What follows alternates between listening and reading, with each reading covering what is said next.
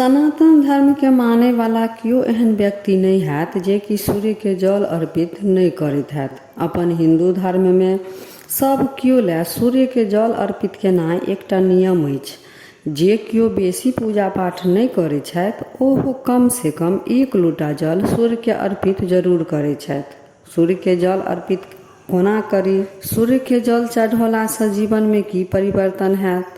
सूर्य के जल अर्पित हम सही तरीका से करे छी कि नहीं, यह सब चर्चा एहि वीडियो में हम लऽ कऽ एलहुँ। तो हम स्वागत करे छी अपन यूट्यूब चैनल मिथिला के नगरिया में। एहि चैनल पर मिथिलांचल से जुड़ल हर पाबनि तिहार के जानकारी, धार्मिक कथा आ पूजा पाठ से जुड़ल उपाय भेटत। तो एहि सब के जानकारी चाहे छी तो चैनल के सब्सक्राइब कर लिया, नोटिफिकेशन सेहो ऑन कर लिया ताकि हम कोनो नया वीडियो डालब तो सबसे पहले पहुंचत अहाँ तक। तो सबसे पहले बुझी कि सूर्य के जल चढ़बैत समय कौन कौन बात के ध्यान रखे के चाहिए। सूर्य देव के पूजा सूर्य उदय के समय में श्रेष्ठ मानल जाइए। सूर्य के जल तांबा के लोटा से अर्पित केना अति उत्तम अछि। सूर्य के जल अर्पित करे समय दुनू हाथ अपन सिर से लगभग 8 इंच ऊपर होय के चाही आ जल एना अर्पित करू जे लोटा से जल गिरैत समय ओ जल के धार से सूर्य देव के दर्शन हुआ। सूर्य देव के जल अर्पित करे समय सूर्य मंत्र के जाप करू। सूर्य जल अर्पित क लेला के बाद वह जगह 3 बेर परिक्रमा सेहो क लिया। सुहागिन महिला सब अगर जल अर्पित करे छी तो एहि बात के ध्यान राखब। मांग में सिंदूर लगा कर माथ पर आंचर राख कर जल अर्पित करब। सुहागिन महिला के सूर्य के जल अर्पित करे समय अपन केश खुलल नहीं राखे के चाही। केश के जूड़ा बना लिया, किया कि अक्सर सुहागिन महिला के देखल जाइया कि केश धोला के बाद ओ खुले केश से सूर्य देव के जल अर्पित करे लागे छै। ई गलती भूलो से नहीं करब, ई बहुत अशुभ मानल जाइया। केश के जूड़ा बना लेब, मांग में सिंदूर लगा लेब, तब सूर्य देव के जल अर्पित करब। सूर्य के जल अर्पित करे समय जल के जे धरती पर गिरे अछि तो कुछ जल के छींटा पैरों पर पड़ जाय अछि। एहि बात के लेल बहुत लोक के मन में शंका रहे अछि जे ई गलत अछि या सही।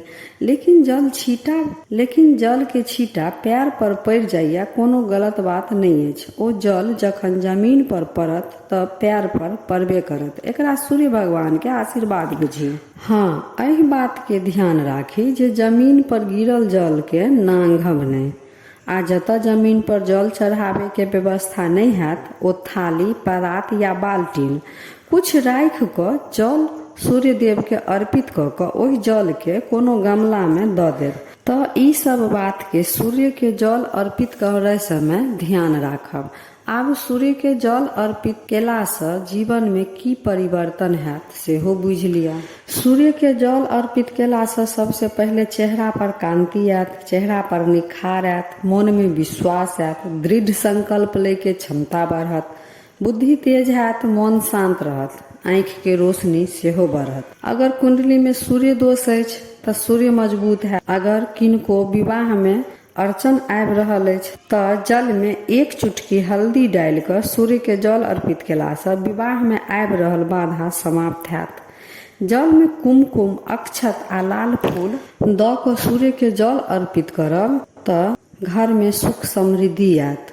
हर एक व्यक्ति के जल में कुमकुम, अक्षत आ लाल फूल दऽ कऽ सूर्य के जल अर्पित करे के चाही।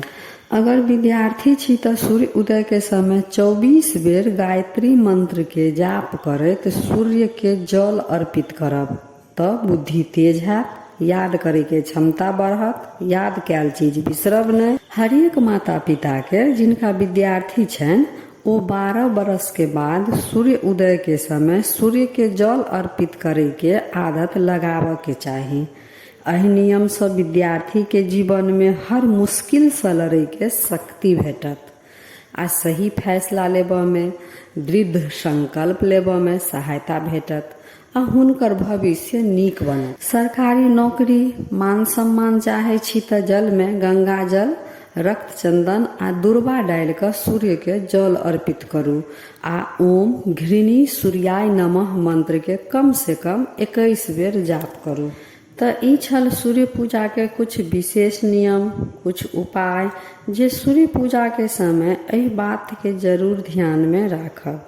तऽ वीडियो केहन लागल कमेंट जरूर करब, आ नीक लागल तऽ शेयर, लाइक, सब्सक्राइब कऽ मैथिली भाषा के सपोर्ट करब। हर हर महादेव।